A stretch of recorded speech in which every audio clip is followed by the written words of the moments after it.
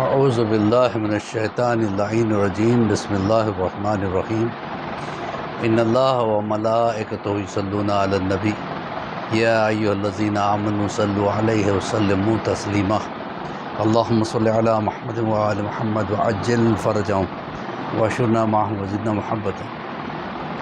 محترم ناظرین، مولوی عباس علی خوئی کا سلام قبول فرمائے۔ تربیت اولاد کے حوالے سے آج ہمارا لیسن نمبر 192۔ اذان محترم، آج ہماری گفتگو ہوگی کہ پروردگار عالم نے قرآن مجید میں بہت کلیئرلی یہ مینشن کیا ہے کہ اے ایمان والو، کسی کا مال ناحق مت کھاؤ۔ یہ بہت بڑا ظلم ہے۔ انسان اگر کسی کا مال کھا لیتا ہے تو اس میں حتیٰ کہ اتنی یہاں تک کہا گیا ہے، احادیث میں ہے کہ من انقطع بشرا، ایک بالش کے برابر بھی اگر آپ نے کسی کی زمین لے لی، مثلا میں گھر بنا رہا ہوں، میں نے ادھر تھوڑا سا قبضہ کر لیا، ادھر تھوڑا سا قبضہ کر لیا، اس کا یہ گلے پڑ جائے گی یہ زمین، اس وجہ سے کہ احادیث میں ملتا ہے کہ اگر کسی کا ایک بالش کے برابر بھی ہم نے زمین قبضہ کر لی اور ناحق ہم نے اس کو کھا لیا تو اس کی سزا یہ ہے کہ پروردگار عالم قیامت کے دن 7 زمینوں کو ایک گول شکل میں بنا کے اس کے گلے میں اتار دے گا، یعنی گلے میں توق بنا کے اللہ ڈال دے گا، اور انسان کئی ہزار سال تک اس یعنی اپنے کیے کی وجہ سے کئی ہزار سال تک اس کی سزا پاتا رہے۔ آپ سوچیں، اگر کسی کی ایک بالش زمین ہم نے قبضہ کر لی تو یہ عذاب ہوگا۔ اور خود رسول اللہ نے فرمایا کہ خبردار کسی مظلوم کی آہ نہ لینا، اس لیے کہ مظلوم کی آہ ایک شعلہ بن کے انسان کے گلستان کو جلا دیتی ہے۔ اور اگر مظلوم عالم دین ہو، آپ سوچیں، عالم دین کی بڑی قدر و قیمت ہے۔ علماء پیغمبر کی طرح ہوتے ہیں، یعنی ان کی مثال پیغمبر جیسی ہوتی ہے۔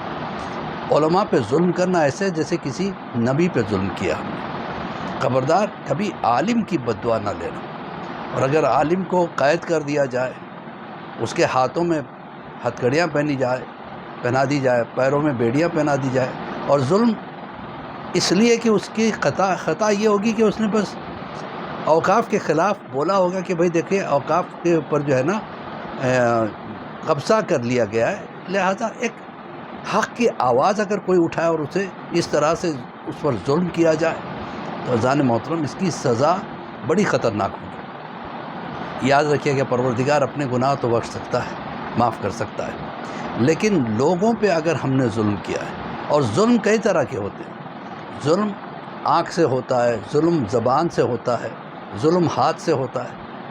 آنکھ سے ظلم کرنا، کسی کی طرف اشارہ کرنا مسخرے پن سے، یہ بھی ظلم ہے۔ اللہ اس کو معاف نہیں کرتا۔ اس کی معافی یہ ہے کہ آدمی جس پر ہم نے ظلم کیا اس سے ہم معافی کے طلبگار ہوں، تب جا کے معافی ہو سکتی ہے۔ وہاں درہم و دینار نہیں چلتے۔ دنیا میں آپ نے خریدے ہوئے ہیں لوگوں کو، آپ کے خلاف، آپ کے جو ہے نا خلاف جو کھڑا ہوتا ہے اس کو دبا دیتے ہیں، اس پہ ظلم کرتے ہیں، لیکن وہاں درہم و دینار نہیں چلتے، بلکہ وہاں کیا ہوتا ہے، ایک ہی طریقہ ہے، آپ کی جتنی نیکیاں اس کو دے دی جائے گی، آپ کی نمازیں اس کو دے دی جائے گی، آپ کے حج اس کو دے دیے جائیں گے۔ تو سوچیں کتنی بڑی ہم غلطی کر بیٹھتے ہیں۔ ایک چھوٹا سا مکان ہم نے بنانا شروع کیا، ادھر ایک بالش لے لیا، ادھر ایک بالش لے لیا، تو اس کی یہ حالت ہو۔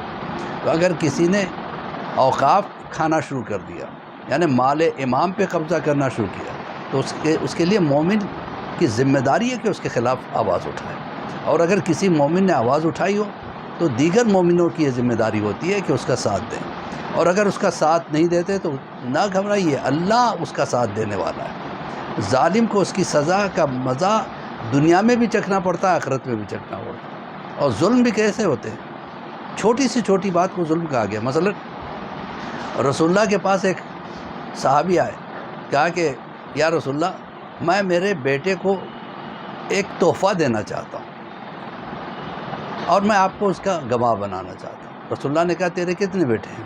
کہ میرے 2-3 بیٹے ہیں۔ کہ 2-3 بیٹوں کو سب کو تحفہ دے رہا ہے یا اسی کو دے رہا ہے؟ کہ بس اسی کو دینا چاہتا ہوں۔ کہ پھر تو میں ظلم کے جو ظالم کی طرف سے گواہی نہیں دیتا، میں تیرا گواہ نہیں بننا چاہتا، کیونکہ تو ظلم کر رہا ہے، دوسرے بچوں کو نہیں دے رہا، اسی کو دے رہا ہے، اور میں ایسی گواہی نہیں دوں گا۔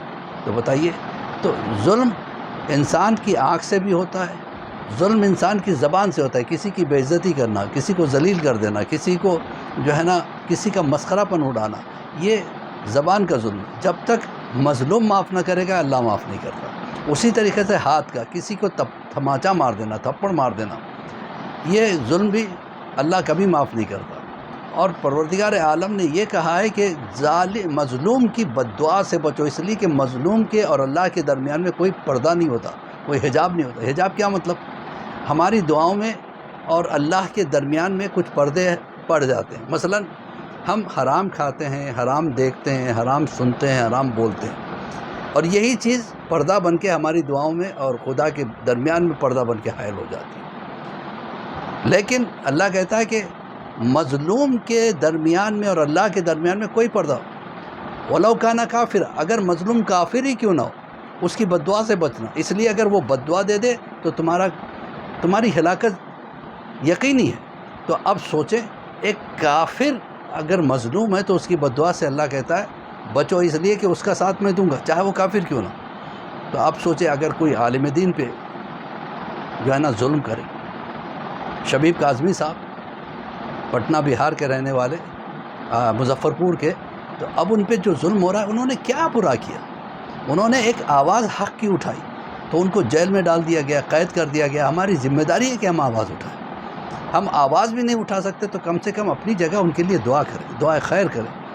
لہٰذا ہم دعا کرتے ہیں پروردگار عالم شبیب کاظمی صاحب کو جو قید کر دیا گیا ہے اور بڑے ظالمانہ انداز میں انہیں قید کیا گیا، پروردگار ان کی رہائی جلد سے جلد کرائے اور ظالموں کو اس کا بدلہ ضرور دے۔ اسی کے ساتھ ہمارا سلام قبول کریں۔ خدا حافظ، فی امان اللہ۔